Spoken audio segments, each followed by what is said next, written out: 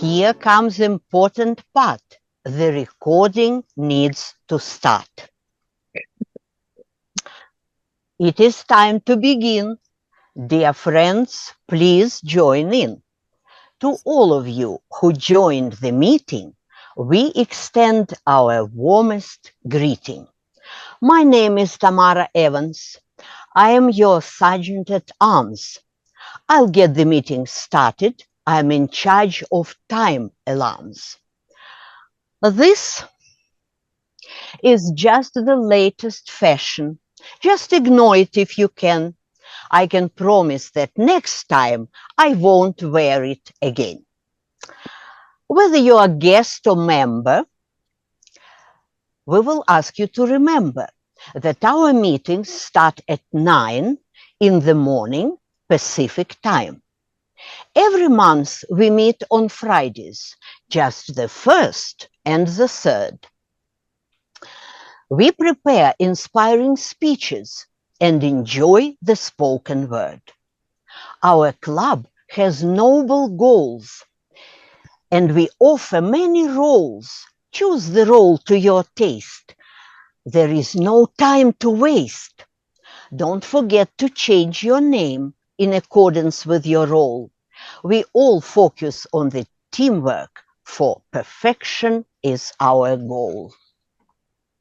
After every presentation, we provide evaluation with the best intent, just to help our members grow. Guests, you have to be prepared. You may also be called on. Everybody should contribute to Table Topics Marathon.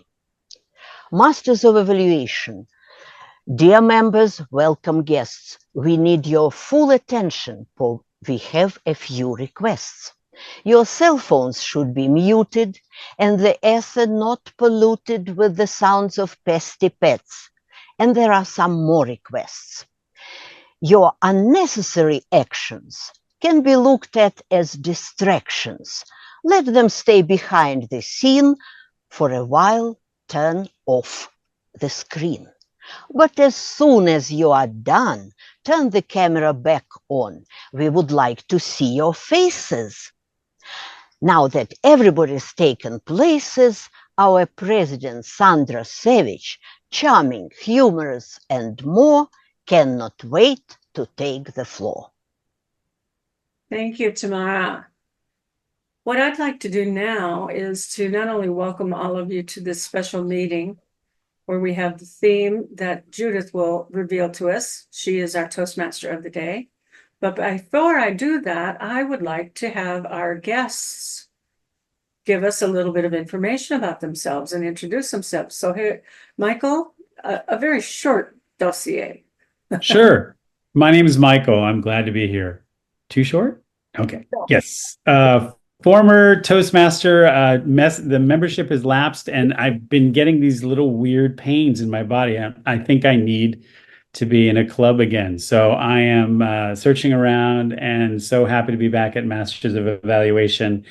DTM, and I was voted Toastmaster of the Year in District 46 way back when, with a little tour of evaluation tips as a workshop. So it's my thing, as was my father. He was a speaker coach as well. Awesome. And then we have Calvin. Would you like to introduce yourself to us? I think you've been here once or twice before. Good morning, everybody. I'm a DTM. I love Toastmasters. In fact, one of my claims to fame is that I completed the entire Pathways curriculum back in 2021, which means I strongly endorse the Pathways curriculum. I'm also a cap and a hat person, which means that I love Eunice's cap and Mintru's hat. Back to you. Thank you. And I believe everyone else here is a member, but for everybody's education, what we are about at Masters of Evaluation is exactly mastering evaluations. Evaluate to elevate. And we spent about a year, right, John, to go through and look at how we evaluate. And we put together this one sheet that I just put in the chat for all of you. so that we're not focusing in on the things that are the niceties, but we're focusing in on really helping somebody. Like, you get to be able, so they're confident to go in front of their city council, in front of an investor, in front of whomever you need to ask something from. So take a look at that sheet, especially if you're a guest today. And now I'm going to turn it over to our Toastmaster of the day, Judith Ferber, who is also our Vice President of Education. Judith. Thank you, Madam President, and Toastmasters and guests, members and guests. So this is the week that we are, I imagine, watching the Olympics every night, see who's going to win, swimming, gymnastics, and mostly what I've seen. I haven't seen any track and field and some others anyway. So about the Paris Olympic slogan is Games Wide Open, which means reflecting the desire to allow everyone to enjoy Olympic experience. It promises inclusivity and mass participation. Well, let's see how well they actually did. There were some controversies at the beginning, and that was the Last Supper. During this opening ceremony, there was a tableau of Leonardo da Vinci's Last Supper consisting of drag queen artists, including a child, and sparked outrage in the media and the religious leaders. How could they possibly do any such things? So I don't know what happened to the end, but that's what happened to the Last Supper. It may not be the last word on this Last Supper, but at this point, that's what happened. Now about the inclusivity. So I just want to say a couple words about this.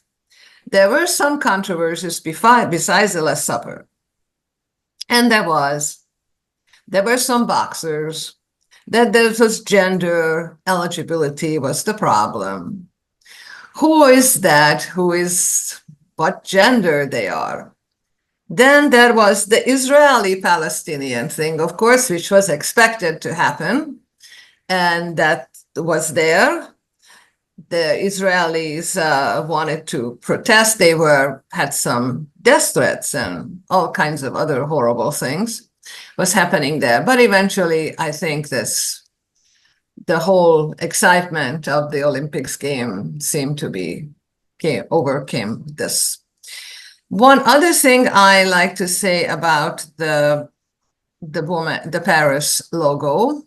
Well, many of you may be familiar with the famous Marianne, which is on the Paris logo, which is a symbol of the French Revolution. And they also represents the day-to-day life. It's a very famous logo. And that's all I am going to say. And of course, we watched Simone Biles and was this wonderful and all the others. I mean, this is absolutely most amazing, these athletics, which I can never understand how people actually can do that. That looks like their body they have no bones in their body, and it just moves like, it's just absolutely phenomenal to watch men and the women from everywhere, the Chinese, the Japanese, and so it was absolutely fantastic. And the swimming as well. So anyway, so we still have another week, some more golds to win, and we all enjoy our Olympic experiences. And now we're going to move on to our MoE experience. So our Zoom master is Vicky, and we know what she is doing, I think. Yes, right? Okay, she knows. And then our general evaluator is John White, who is going to introduce our functionaries. Welcome, John White. Welcome. Thank you so much. I'll be introducing our functionaries, and also later on handling the evaluation and feedback on the meeting. The only way you get to the Olympics and how you become a great Toastmaster is practice, practice, practice. So we're here working on the goal. Our functionaries are the word of the day, grammarian, and odd counter. Baku, what will you be doing, sir? And what is the word of the day? Please unmute. Thanks, John. Appreciate you. Madam Toastmaster, thank you as well to my fellow Toastmasters and guests. As grammarian, it is my responsibility to pay close attention to all speakers, listening carefully to their language usage. I'll take note of any improper language, as well as any outstanding or overused words, quotes, sayings, or thoughts. I will listen for filler sounds, including and As grammarian, it is also my duty to introduce the word of the day. And for today's meeting, the word is resilience, which means the capacity to withstand or to recover quickly from difficulties, meaning toughness as well. An example of this word, I would say what I learned from watching the Olympic athletes and hearing their personal stories, especially from the USA female gymnastics team, is that they demonstrate incredible resilience, bouncing back from setbacks with determination and strength. There you have it. Each speaker is encouraged to use the word of the day, resilience. I will give the grammarian's report when called upon during the meeting and also report on the usage of the word of the day. Thank you, Madam Toastmaster. Thank you, John. Well done and well prepared. Olympic-like feat. Well done, Baku. We move on to our timer. Distinguished Toastmaster Shabazz. Goddess Shabazz. She goes by a number of names.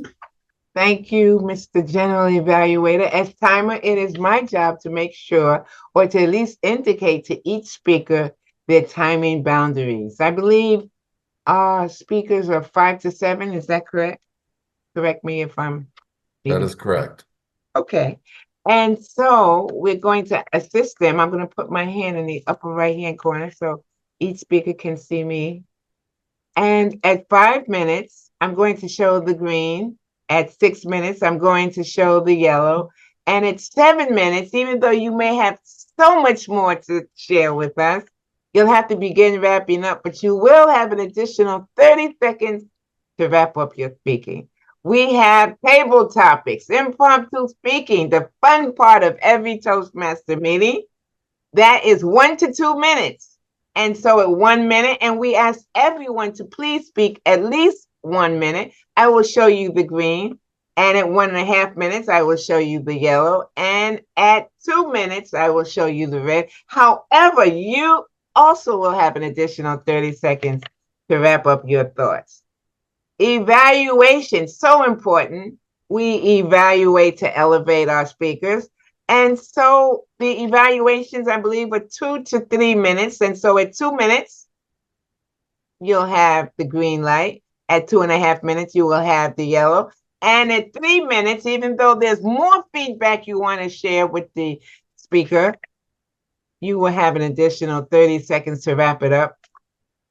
I believe that's snap evaluations. Does someone remind me how that timing goes? Not to exceed a minute. Not to exceed a minute. Oh. Should I do just a red? Yeah. Is that okay? I'll do a red. That means, hey, you got to exit stage.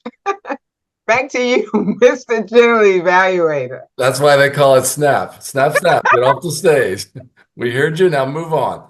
Okay. It's my pleasure to turn it back to the Toastmaster of the day, Judith Ferber, as we go into the prepared speaking portion of the meeting. Judith? Thank you so much. Before we move on, I just like to settle one thing, and that's the table topics. So since Sheila is here, and I just wrote to John, Sheila, would you like to take over table topics because John may have to leave? I actually too, Judith, will be leaving early. You're leaving early too. Okay, let's see. We need to find the table topics. Okay. Oh, there's Jason. Jason, Hey, Jason. Let's put you to work once you are here. So we'll send you the list of the question that John has. And maybe you will answer at some point. Okay, so we'll proceed. Our first speaker is Trudy Charles Young, and her evaluator is Eunice Downing Jackson. So Eunice, please tell us about Trudy's. She discovered she's the evaluator. There she is. Oh, no, I didn't find out what I did not find out what her speech was about. Okay, what is the title of your speech? I mean, I sent out all this. Yes. I can help her. This is Trudy. Yes, we know. So my title is Backyard Gardening. That's my title for the speech. And it's the first evaluation in my level 1 of my path. So basically, I'm looking for you to overall evaluate how I do. It's an evaluation process of what I did. I guess it's including all the little things I've done before I reached to this point. Trudy, which path? Which path? What's my path again? I forgot. We need to find the evaluation form under your path. John, you're muted. I have it here. It's just my eyes are not that good. I can't see very well.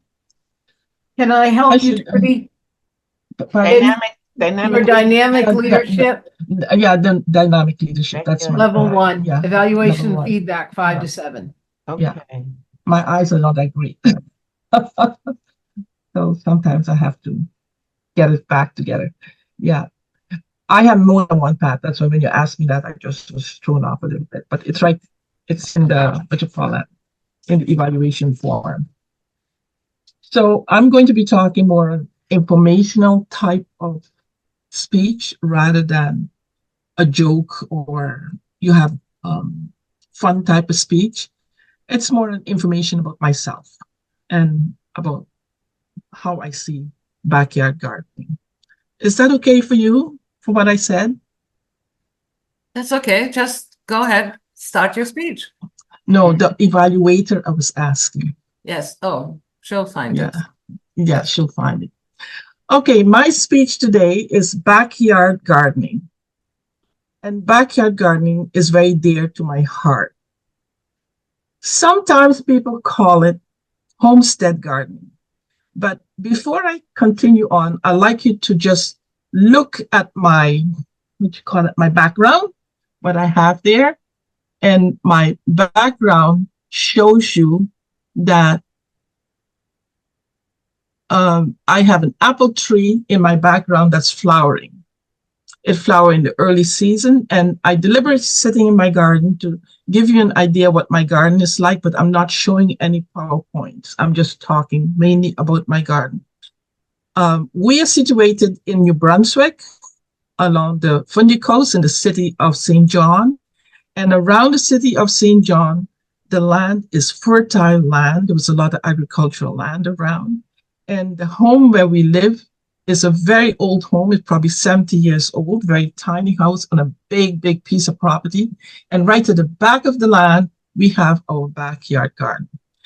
And I'm sticking to the word backyard rather than homestead. The reason, because when you talk about homestead, you talk about more of the entire environment, and you have chickens and goats and ducks and all that kind of stuff. But we are mainly gardeners. Okay. So I garden really for love of doing it. And I grow my own food for the family. We are basically self-sufficient. And in a way, it's very nice because it helps us to manage where we get our food from. It's very important to me and my entire family to learn to live off the land and learn to respect the land and learn to find their way how to be comfortable with the land. So for me, when I was working, before I go to work, after I go to work, after I come from work, and on weekends and holidays, I live in the garden. And automatically, because I'm the woman in the house, you hold the scepter, everybody follow you into the garden for sure. If you want to eat, you got to come down in the garden with me to pick up fresh vegetables, etc., so that we can bring it in and get it ready. In the winter months, of course, it's different. If we go away, it is very important to know that the garden is kept up, especially in the summer, if you go for any length of time. So we use the neighborhood kids to help us keep the garden going for us. So we do pay them, and they love to get that little bit of money that they get because it's like pocket change, you know. Gardening remains part of my entire life. My working activities that I do on the job, I include it in what I teach because I teach clinical microbiology. And as you know, it's just the same kind of stuff happening in microbiology. You got to grow the bacteria, give them food, proper nutrients, a part of the community, and basically with my family. It's a full life. It is my dope and has remained like that right until I retired. When I retired from work, gardening was the love of my life every minute of the day. Even when I joined Toastmaster, I told Shabazz, listen to me, gardening is my life, girl. I don't have time for certain meetings. Anyway, and to this day, it still is. I will not be teaching you how to garden, but I would tell you that having a backyard garden tied to my navel string, it has become a holistic nourishment and also therapeutic for me and my entire family. So when there's stresses in the family, the garden is the place where we release that stress. It's such a calming environment. To make it even calmer, we have little tables set up all over the garden, and we eat in our garden, like quick sandwiches and so if we're working the whole day, or we literally dine in our garden. So that's a way of life. As I said, my house is small, tiny, so we live outside. We are nature people. The garden allowed me to expand myself and also my family. I have only one daughter and my husband. He was in a very stressful job, so he was happy to have the garden there when he come home and talk about what is going on so we can help distress him. Even my little girl, what's it, Papa? You know, so we can help distress him. It didn't come to me as a surprise that I continue gardening in Canada because at home I grew up with garden by my parents, and they had no choice when they came to Aruba. They came from Grenada. They were immigrants like myself and settled there. So I grew up on ground provisions. You know what ground provisions are? That's yams. A lot of Americans know sweet yams or yams. You have the yellow and the red yams, sweet potatoes, we call them. Also, and we have dasheen, greens, callaloo. Callaloo is something they also know in the States. Callaloo is something like spinach, Caribbean spinach or Indian spinach. String beans, okra, just to name a few. So it has been really, really great having all these good foods in your life. So when you leave, you are going to stick to it. You're not going to give it up. So backyard gardening is a savings grace at all angle of my life. Even when I was studying, it has helped me, put me through school, because when I was studying, I work in gardens. I could afford to live on my own and not working garden. I love gardening. So I love to work in the, what do you call that? The tulip fields, which was nice. Everybody knows tulips, right? So I have a lot of tulips in my garden too, which is lovely. Sometimes I send it out as gifts to people for birthday. A birthday card is a tulip. Click on to what message I send. It is therapeutic. It keeps me fit, healthy, and at the same time, able to feed my family at very inexpensive cost. As you know, food is very expensive in Canada. When I came, it was not that expensive. It was doable. But today, if your house is not paid for, God help you. So God doesn't need to help me. I can live. I can survive because of the skills I got from home. Thanks to my parents, I am surviving. We are surviving, and so are all my siblings. Back to you. Thank you so much. Tulips are my favorite flowers as well. Thank you. Them in all shapes and colors.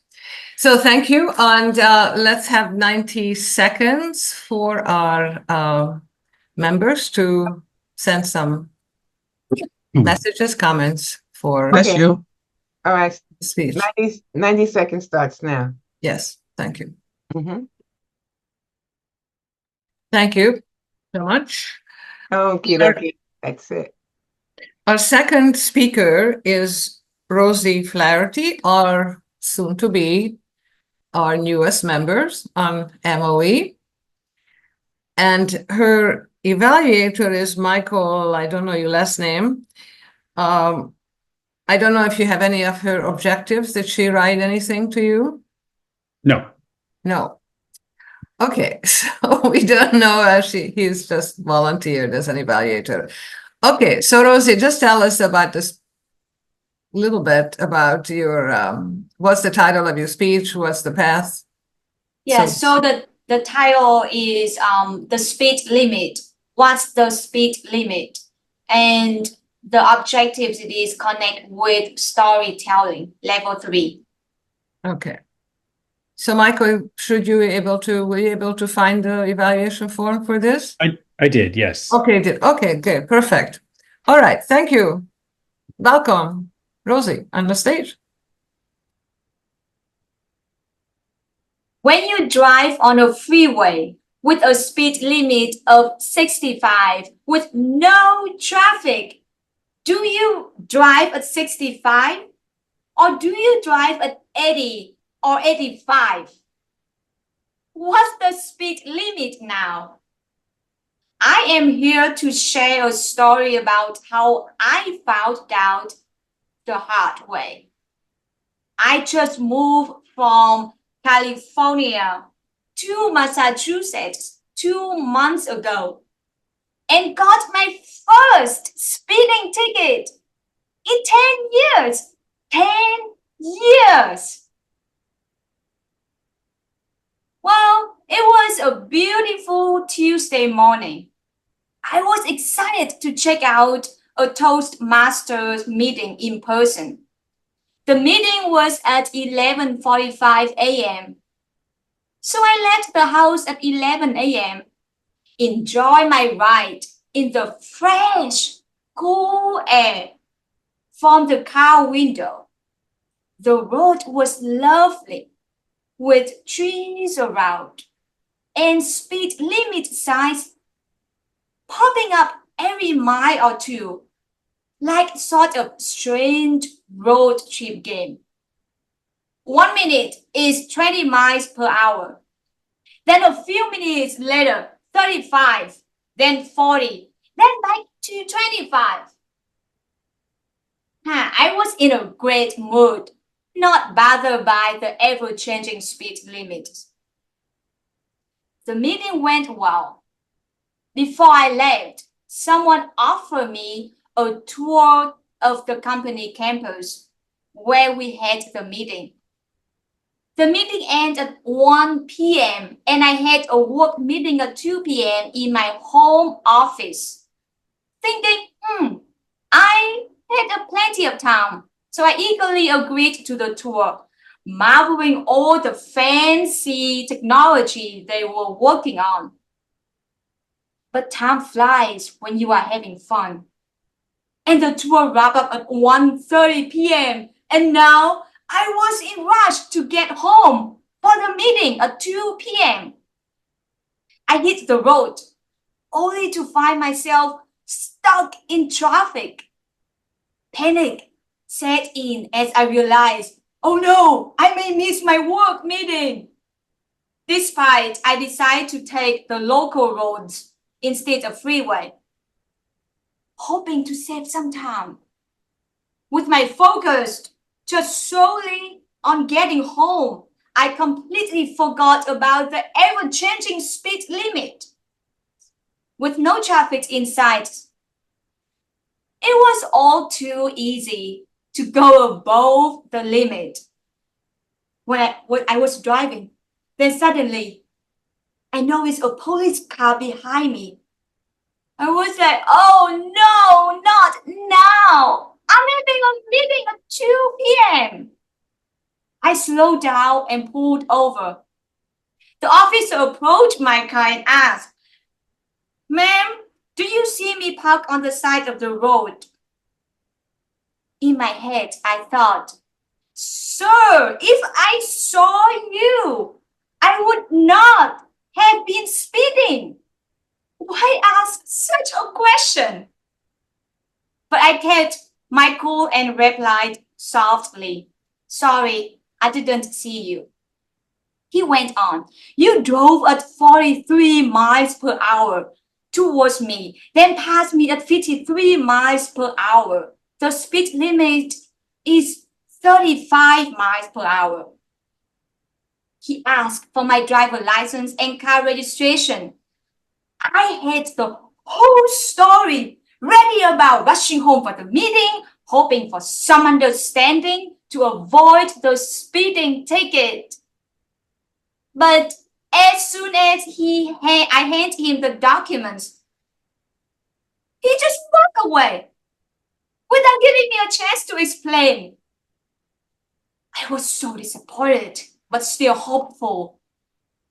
And when he returned with a ticket, maybe I can try it again to plead my case. You never know.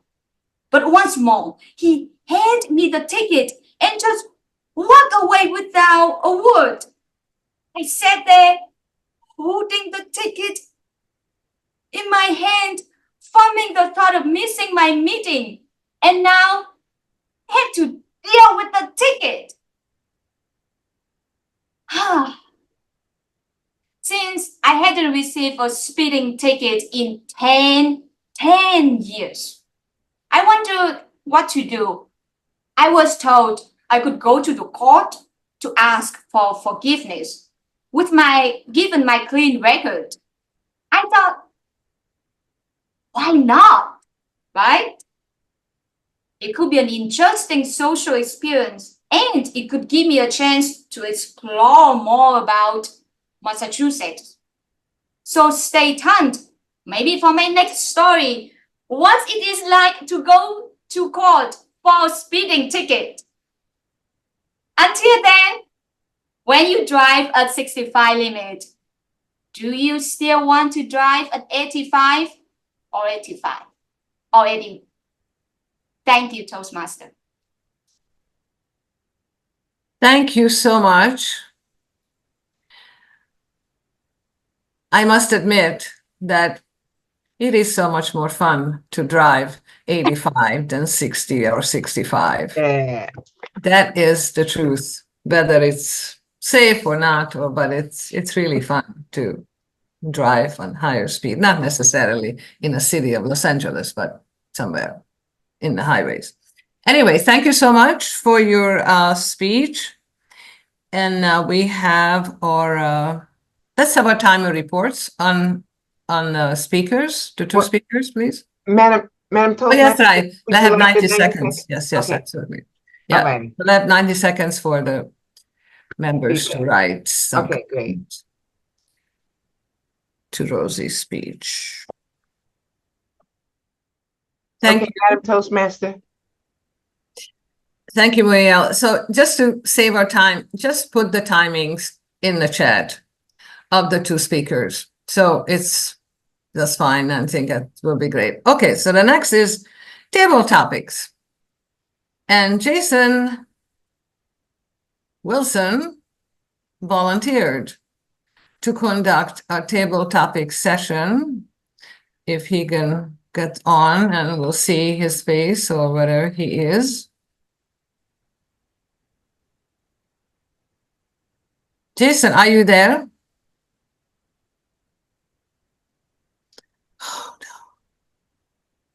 Now what? The creator of the original list of questions, Mr. John Graham, is present. Perhaps he might conduct it while he can. Is that possible, John?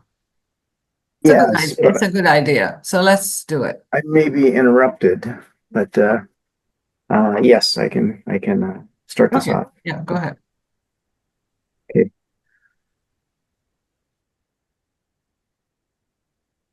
Well, first off, these are questions about the Olympics, and not something we know nothing about, not something we've been watching every day, but something that would be, but questions that might be informative for us all. So, first question, Michael, you're one of our evaluators. Would you be Yes. willing to take one? Sure, of course. You're a guest. Okay, thank you. Okay. The Olympics celebrates the coming together of nations. How can we, as global citizens, foster international understanding and peace in our daily lives? Well, thank you, Mr. Table Topics Master, for a really easy question like solving world peace. I love it. So let's do it in under 2 minutes. I think everyone should watch more Olympics. And I think that's one of the great things about it is that not only you get to root for your own country, you get to see some excellence from other countries as well and have a greater appreciation. For example, the Norway sports program in the Winter Olympics, where no one is given a trophy or declared a winner until about the age of 11. Up until that time, they are doing lots of fun games in the snow, like Snap the Whip, and just having no goals or winning or pressure like we tend to have in our youth sports programs. And then around the age of 11 or 12, I believe, they ask each student or child to think about a specialization, which event, downhill, slalom, that sort of thing. And that becomes much more of a invested personal goal for each student or each potential athlete to really love the sport they're in and enjoy it. And they seem to be doing very well compared to their total population.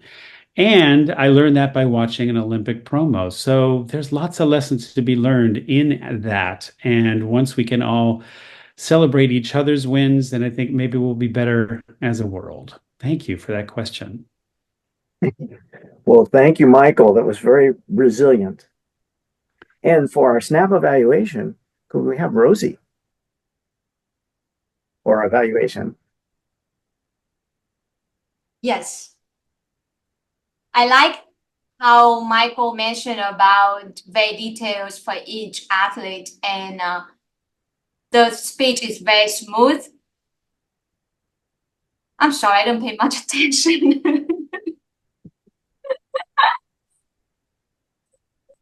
I want to be honest, but I really like how smooth the speech is. But for details, I apologize for this time.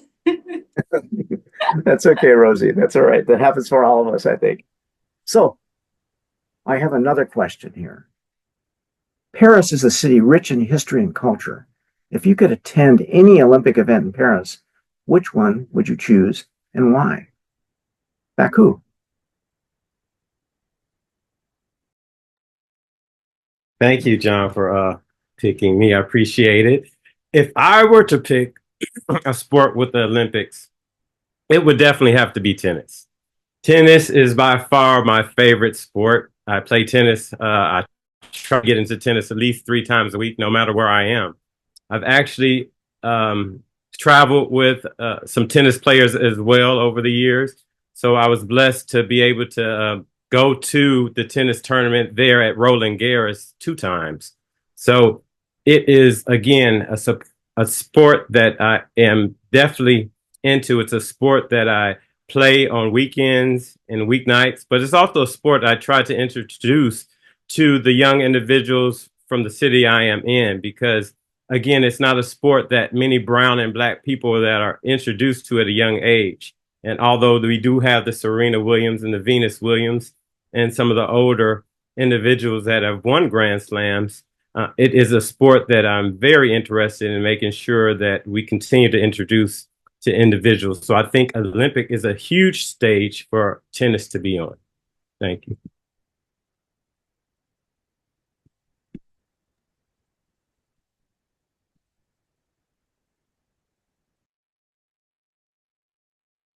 Back to you, John. John, you're muted. I'm sorry. Eunice, are you up for a snap evaluation? You came right back on. That's good. I do like.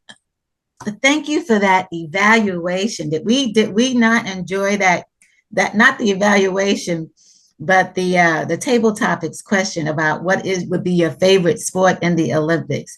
And actually, you covered a lot of things with reference to what number one, you told us what it would be, tennis.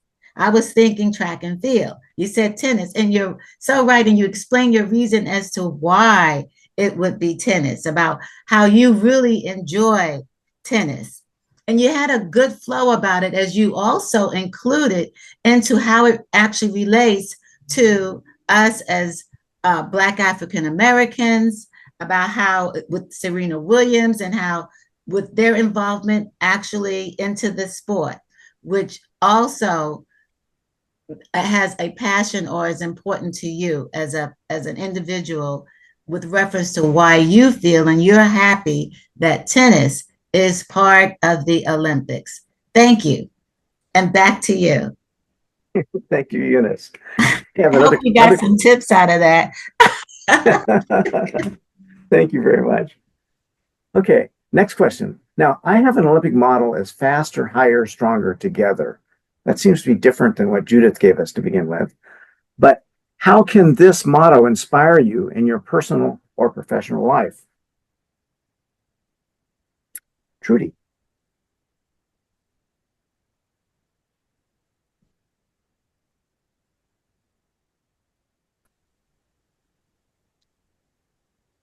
There we go. I didn't quite get it. Which model are you talking about? How can this model inspire? Faster, higher, stronger together is what I had. Faster, higher, stronger together. And stronger together. Yes. Together. Okay. Thank you for that question, Topic Master. When you're going to the Olympics, you basically know ahead of time that you have to practice, you have to get yourself ready, and you have to be strong. And to be inspired, you have to find ways to inspire yourself. And it's not that easy. I listened to one of the swimmers last night on TV who explained that the Macintosh girl who won her swimming for Canada, she was fast. She was a 17-year-old girl. She outswam the swimmer who talked on air, and she pushed herself to the limit, and she was together with everybody around her because she was looking around her, but togetherness with her family was the greatest. The reason why she was so successful, this man explained, the swimmer, I can't remember his name, is because of the family who helped put her on a higher podium without her really realizing it. The mother was a swimmer, so she was able to help her daughter reach the ultimate level at her age that she could reach. And I thought that was fantastic. Would I apply this model to myself? I don't really know. You have to have people around you who knows how. And basically, I really don't know what you want out of this question, but that's how I would answer this question. Thank you so much. And I had forgotten that you were our first speaker. So I really should have passed this to somebody else. Jason, could you give us a snap evaluation of Trudy's speech, Trudy's, table topics? Well, you're in this club, so they definitely put you to work. That's right. And you did a wonderful job doing your job twice with speaking. But one thing I wanted to say is that you have such beautiful eyes.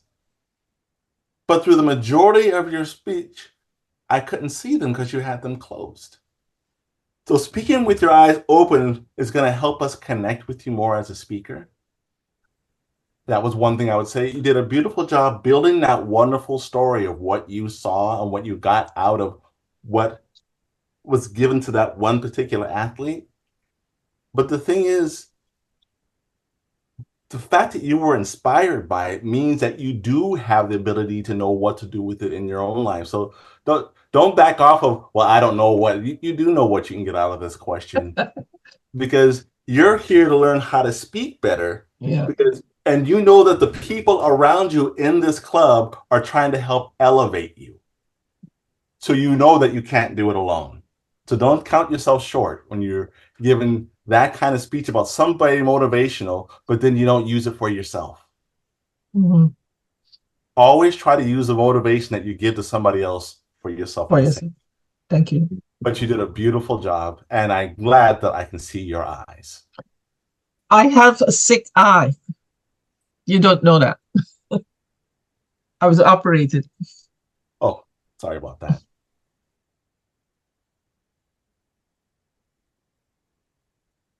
Back to you. John, you are muted again. I am going to have to exit soon. Should I just pass this off to somebody else? Or Yeah, pass it on to Jason. Jason has the Okay. questions, I think. Jason, do you have the questions? No, I was on my phone. Could you put them in the chat again? I guess I will. Yeah. I actually have the I question. have them. Okay. There you go. And we stopped at question 3. So please continue from there. I'm sorry that I have to exit. You want me to read it? Oh, you got it. Yeah. Thank you. It should be in the chat. Thank you all very much. Great, Okay. great responses. Table topics and staff evaluation both. Thank you very much. Okay. You want me to read it or you pasting it on? Okay, we ended at question number. Oh, you got it. 3. I have about 3 more questions. Okay, We good. have until 10:06. No, I'm ready. still 10 Okay, o'clock. sorry. Want to do it? Well, that's Volunteers play a crucial role in the success of the Olympics. Also in this club. Have you ever volunteered for a major event? And what was your experience like? Calvin.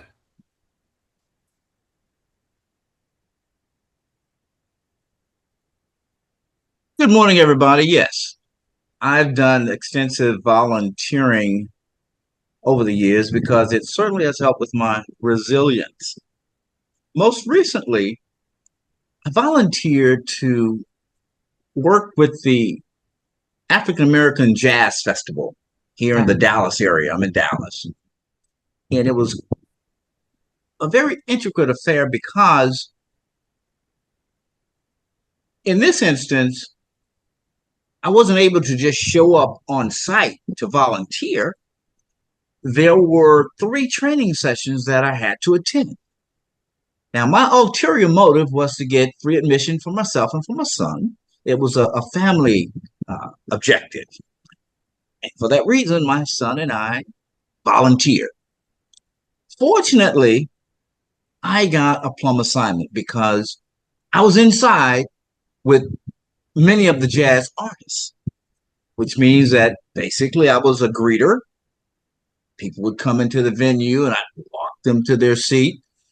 And in the process, I'd hear the concerts, wide variety of music. My son, on the other hand, had a less desirable post.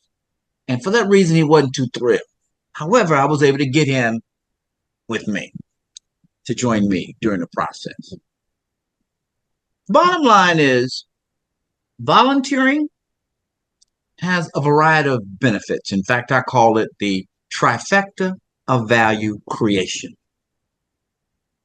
The organization, the African American Museum and the African American Jazz Festival Committee benefited. The people who I helped find their seats benefited. And of course, I benefited because I got free admission to the event and I was able to learn and grow, and be resilient by following directions, which is a great benefit. Ergo, the trifecta of value creation is real. Back to you, Jason. That's why we love when guests speak, because they have such a desire to want to share with us, and we have such a desire to want to hear them. Wonderful job. All right. To do the SNAP evaluations, now please forgive me if I call on you and you've already been called on. Tamara, would you be willing to give Calvin a SNAP evaluation?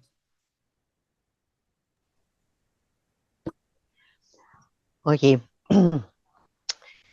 It was interesting to listen to this story, which was partly a personal story and was also connected with the question, and was also connected with the previous question, I would say, about how faster, higher, and stronger together can help people, because volunteering as a family showed exactly this example, and very strong call to action, I would say, because you clearly emphasized the benefits each member gets from volunteering, and you used the word of the day, and the general impression was strong, powerful, and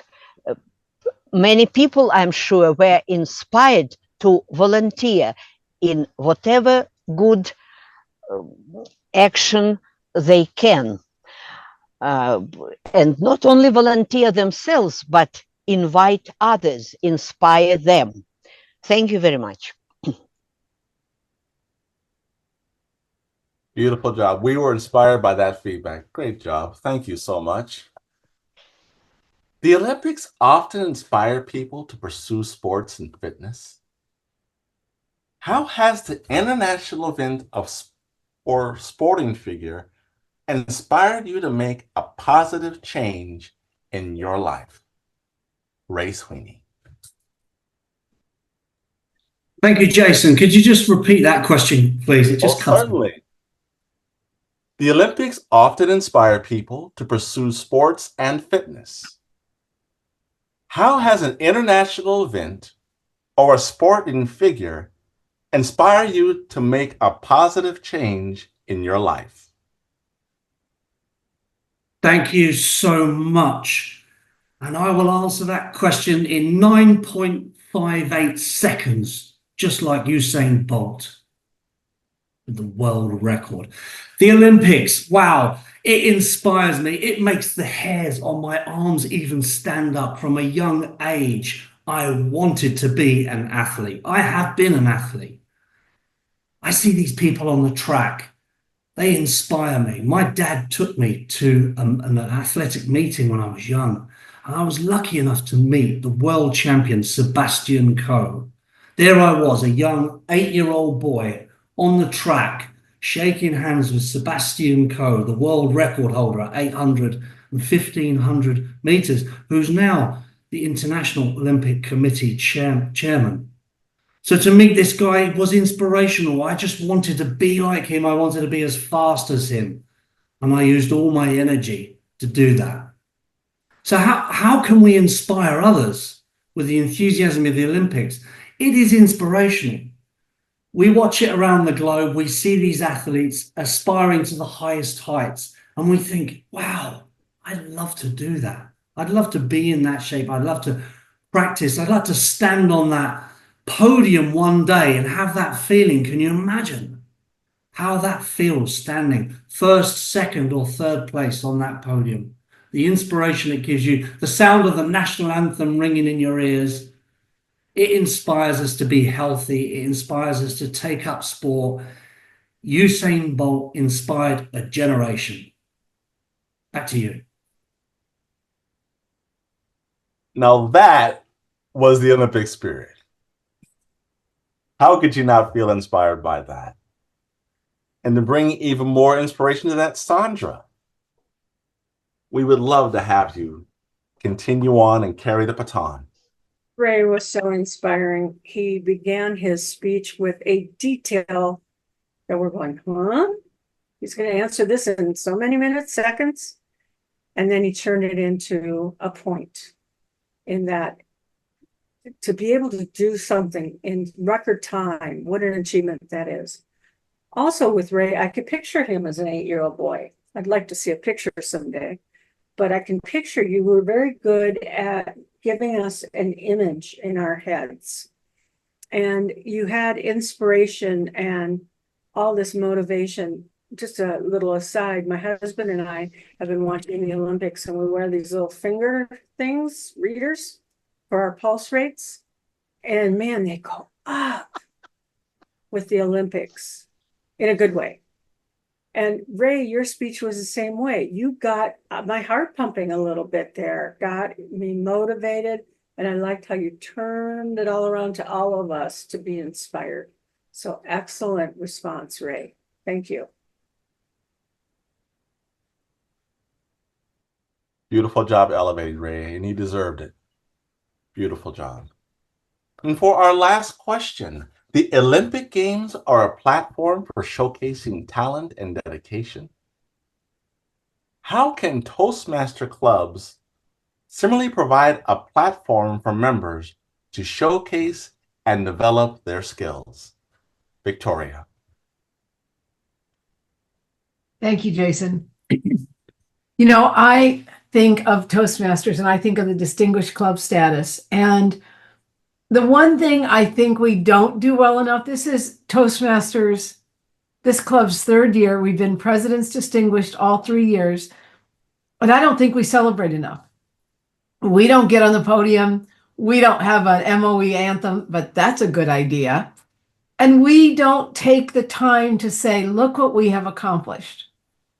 I think I am helping John White as Club Growth Director this year as the district club coach. And I have a team of people, and we're here to help elevate other clubs who are struggling. But I think that it is about celebration. When I first got oral cancer, I was looking around the internet, which I do not recommend for oral cancer because you see some things you cannot unsee. But I did see this one CEO who said, you know, he was going through oral cancer. He said, I celebrate. I don't wait till the end. I don't wait till it's over. I celebrate the small victories. I celebrate the good doctor visit. I celebrate a family moment. I celebrate being alive, being in my garden like Trudy. And I think as Toastmasters, I encourage us to celebrate better. I encourage us to stop, pause, take the moment, enjoy what we have created before we move on to the next race. Mr. Table Topics Master. All right, and for this one, I'm going to put someone to work again, only because I think it's always important for somebody that's such a great speaker as Victoria to have a different voice to get feedback. Calvin, I'm going to tap on you one more time. Can you give Victoria a snap evaluation? Victoria is a gifted speaker. It's apparent that she communicates from the heart. In fact, I'll change my word from speaker to communicator, because she communicates very effectively by using her eye contact. She's able to weave in a personal story with the main point that she wants to make. And she understands the importance of making her point, clarifying it, and coming back at the end to illustrate it. I enjoyed her most recent comments. In fact, I sent her a note saying thank you. And I'm thanking her for saying what she said in terms of sharing her personal story, admonishing us on what not to do in terms of going to the internet. That connected with me, especially because that's one of the first things I do. I jump on the internet and do all kinds of research, and it's dangerous doing it that way. Thank you, Victoria. So happy that I've had this opportunity today. Thank you so much for inviting me, and for Muriel for always nudging me with those emails to show up. Back to you. Yes, we love to see you, and we're happy whenever you do show up. Thank you so much, Jason, for stepping in as a table topic master. And for the saving times, Muriel, please put the numbers in the chat so we don't have to go through all those people, how long they spoke. It's a little bit easier. Okay. So our next section is our evaluation, which is going to be conducted by General Evaluator John White. Welcome, John. Yeah, thank you very much. We slide right into our first evaluator, Eunice Downing Jackson, will be evaluating. Eunice? Thank you. Thank you, John, for that introduction.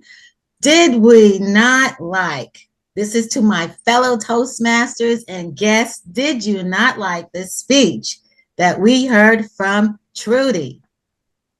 Did you not like, what about her background, the cap that she had on? It actually started conversation going before we even got into the meeting, showing the apple, the tree in the back that's blossoming. This was an educational and informative type speech from Trudy, and she covered a lot. She went through, you could feel her passion, the resilience that she had in her backyard garden.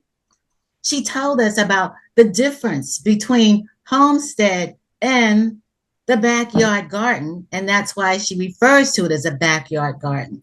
She also gave us a picture. We did not need slides because she painted a picture about how her house was in relationship to the yard, the backyard garden that they were in, and how it all meant so much to not her, but her family, how they did a lot of outdoors. It was almost like because of the size of the house, they were actually pushed into the backyard garden, and how the neighbors and everyone all came together to help to support each other in this. And then she went on to share how she actually, how it meant to her, how she got involved in the backyard, in gardening, period, you know, from a child, how they did it at home. So she was able to connect all those things together. Plus, she shared some of the things that she really enjoyed growing in her yard and what she grew as a child in her family. This was an informative speech that we received from her. I enjoyed every part of it. And I would like to add, if I have one suggestion, actually it's two suggestions, because she also talked about stress and how it relieves stress. So that was how the gardening kind of related to her. And it would be nice to have like maybe an example or a story about how the stress are actually relieved. I remember years ago, somebody told me that they sit out on their backyard. I mean, they sit out in their yard at night and they can actually see their plants grow. I was thinking there was probably something wrong with that person, but I've since found out you can actually sit in your yard at night and watch these plants grow, which contribute to reducing your stress level. So there's benefits, health benefits in having a backyard garden besides eating the food. The other thing I would like to say, it would have been nice to hear something about how, you know, I don't have a big yard like you. So how can someone get started that does not have a big yard?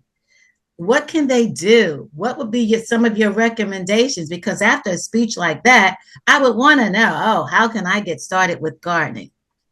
And just the idea of getting started can actually grow into something bigger. So I found the speech inspiring. You may not know this, but Trudy has been mentoring me in growing potatoes in a bucket that I actually have. I don't have a yard like hers, but I'm growing a bucket. So talk about resilience. I am not giving up. I told my husband I'm going to go dump out that bucket and see if there's any potatoes down in there. So with that, I will turn it back over to you, John. Thank you very much. A lovely evaluation. I lost all sense of time. Muriel, did you? That wasn't 2 minutes? No, that was a little bit. I have 159. Oh, okay. Did I miss something?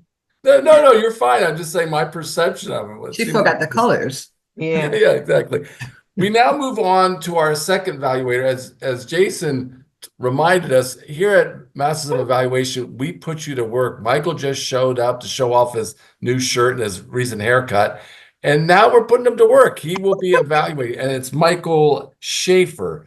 And he told us, but for those with short-term memory loss, he's a distinguished Toastmaster. He once was Toastmaster of the Year, and he's itching to join a club like MoE. With that, Michael, why don't you evaluate the speech of Rosie Flaherty?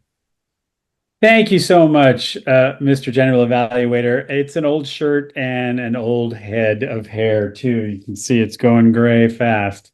What a great speech from Rosie today. I was so excited to say I get to evaluate this. There was so much wonderful preparation in the speech, showed a lot of resilience and how much time Rosie had made herself familiar with all the material in it. And there were so many good things. First of all, Darren LaCroix, world champion of public speaking 2005, says there's only two ways to start a speech: with a story or a question, and Rosie used both. Not only that, she started with a little chunk of Toastmasters orthodoxy. She told us what she was going to tell us, and then she did that very well. And she picked a story of personal experience. Always the best opportunity to connect to people is telling a story about yourself. And in fact, the moth talks, which are a great way to keep your Toastmaster skills sharps, are always requiring that the story is personal, true, and 5 minutes. And that's a great opportunity for any of us. Vocal variety was the first thing that just clobbered me. There was so much great vocal variety in Rosie's delivery. There was a lot of emphasis, a lot of passion, a lot of exclamations. And I thought that was just absolutely charming and captivating, and I loved it. The emotional content of that speech, the thing of like, oh no, the cop has just turned his lights on, something we could all share. Loved her diction, so much clarity in the way she spoke those wonderful words. What would I say to suggest making the speech a little bit better? I would say maybe the big goal here is to have bullet points instead of a script. There was a sense that there was some reading of sentences going on. And I think when a story's personal, in my opinion, just personal opinion, if it's a personal story and you know what happened, if you get out of sentences and a script and more to bullet points that remind you of each paragraph, then you have this opportunity to connect. In fact, if you remember Rosie's smile after we were talking about the speech, it just lit up the room. There was this, like that, right there. There's this opportunity for that human connection to zip right past the Zoom platform and really make an impression with all of us. The other thing is the vocal opportunity to change into a cop's voice, maybe something lower, maybe something sterner, just so you get a little vocal character description. And the 10 years opportunity, that was one that I thought of. This was so dynamic a choice for Rosie to go 10 years twice, the beginning of the speech, later on in the speech. And I thought maybe it'd been so long since the last ticket, maybe there was an opportunity for a vocalization, not just this thing again, but more like, oh, a groan or something with all that wonderful diction and a sound to connote the emotion. But again, a funny ending to the speech, a question, and kind of a call to action too about our speeding and what are we going to do? And of course, we all admitted right away, 85 is more fun. Thank you for a wonderful speech. Thank you. Wow, Michael, showing off. I think that year you were a Toastmaster of the Year, it was centered around an evaluation workshop, did you say? Yes. No dust is settled on the evaluation skills. Very, very impressive. Thank you very much. We now move on to our functionary reports. We have the word of the day, grammarian, and odd counter. That's a mouthful. Baku, how did we do? Thank you, John. Thank you for the question. In regards to grammarian, I have sent individuals who have said the ers. I am guilty. I think I caught myself saying as well. I'm glad I didn't say that's one of my there you go. I'm trying to stop that. But one of the words I am trying to stop. So in regards to the word of the day, resilience, we were a little slow today, but I just want to commend everybody for being here and being resilient. I would like to say that if we can bring out the podium, we can bring out the medals. So I can give out the gold medal would go to Calvin. He's not here right now, but he did say the word twice. And then we had some other individuals who will receive silver and bronze. There would be John Graham. You said it once. Eunice, you said it once. And Michael, you said it once. So if we can cue the MoE anthem, and there we have the time, the report in regards to the word of the day.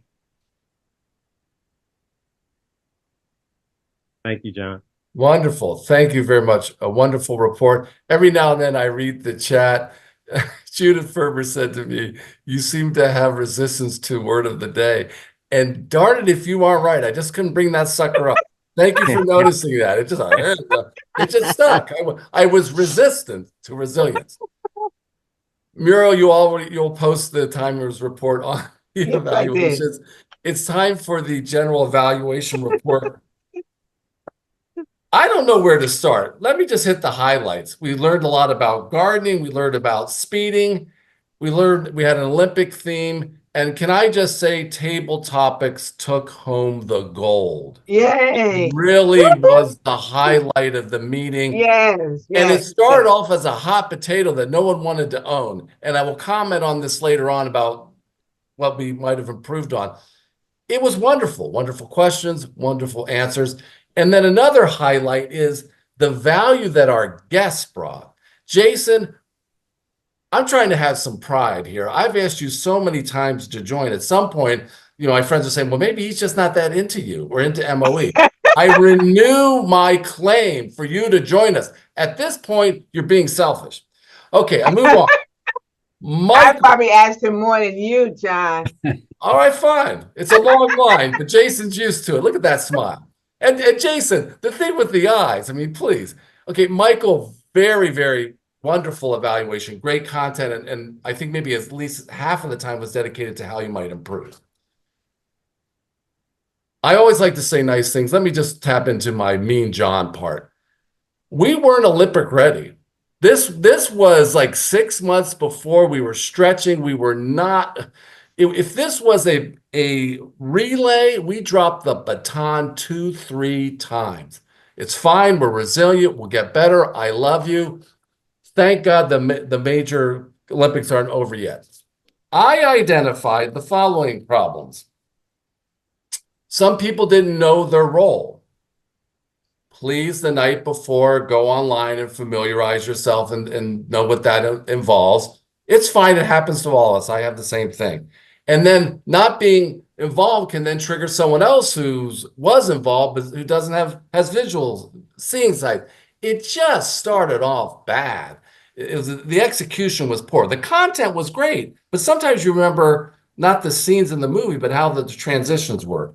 The other thing that I noticed was we didn't have the introductions down properly. So it didn't feel good to me. I'm sorry. Great content, but just the in-between moments were not wonderful. Let me see what else. Rosie, I do want to say I liked your speech. As someone who lives in Los Angeles, you had me at no traffic. I've never experienced that in 20 years. So that was a great comment. And what else do I have? Oh, Trudy, just the way you speak, I'm not going to talk about your eyes because I know you're married. It's something that apparently Jason forgot about. But live off the land, respect the land, and it's a full life. You're a woman that has a rich life and you enjoy it and you share the knowledge. It's like, can you give me more? Can you make this 10 to 14? It was just a beautiful sharing. I'm going on and on. It's too long-winded. Great content. It's not ready for Broadway. It's not even ready for off-Broadway. It's summertime. We're a little slow. We'll be better. It's my pleasure to be the general evaluator. Love you guys. I turn it back over to the Toastmaster, Judith Ferber. Thank you, John. Well, the thing about Jason and joining, he has other offers out in the world. And so he, I think, enjoys the idea that there are more than one club or two or whatever many wants him to join. So we don't know, that might be, maybe he'll speak about this at one point, how it is, the resistance of this whole idea of joining another club. But what do I know? I have no idea. Anyway, so back to the Olympics. I just want to say one thing, that I don't really have a whole lot to say about the Olympics, but it's a wonderful event with all the craziness that's going on in the political world. It's really nice to just to watch something really wonderful and that has nothing to do with politics, although it has something to do who wins, that is true. But it's been really just a fabulous experience. For me anyway, who is a political nerd. And so it's nice to just unplug for a couple hours at night and the evenings. In any case, so thank you, all of you. This was a great meeting, and I will hand it back to our president, our Sandra Savage. Thank you. What a great meeting where the baton has been tossed or passed to each of us tonight. And I'd like to do the final pass to our two guests. Well, I guess Calvin is gone. Michael, you're another person we'd love to have join our club. And in fact, we will have a separate breakout room or just stay in this room. After the meeting concludes, it's very important for us to end on time because we all have busy schedules. But we will stick around after the meeting to talk to guests, and you can ask questions about our club and how, where would you fit in? What could we do for you? Judith is going to be starting up a great mentorship program. We have a lot of trainings, and I think the best thing this club does, it has a YouTube channel open to the public. So you can watch all of our past meetings. And it's great because we've had some really good speeches and workshops and evaluations, which is what we pride ourselves on. And we want to improve those as we go. So, Michael, any comments for all of us? Well, I've got one for Jason. We just have to hang because I want to take you to all the restaurants I go whenever I go, so I can take my glasses off and just have you read the menu to me. Your voice is butter, man. I just love it. So if you're in this club, I just want to listen to that more and more. It was awesome. And of course, as always, Masters of Evaluation, you guys are dialing it in. And I love that John said this was not ready for prime time. Cool, good. So I'm ready to see that A game. So I'll be around. I'll be back. And definitely, as I was saying to Victoria, you're on my short list. Okay. Do we have any business items we need to cover today? Do you want to set the All right. Well, then I think we're going to end actually a few minutes early, 2 minutes early. And we will stick around for Michael or anybody who'd like to chat a little bit afterwards. But it's Michael's. It's mainly for Mike. It's all about Michael. And Jason is invited as well. I like to chat a little bit. I like to chat a little bit about the chat. Oh, okay. Yeah. Okay. So at that, let's go ahead and conclude our meeting. We'll see you again in 2 weeks. Correct, Vicki?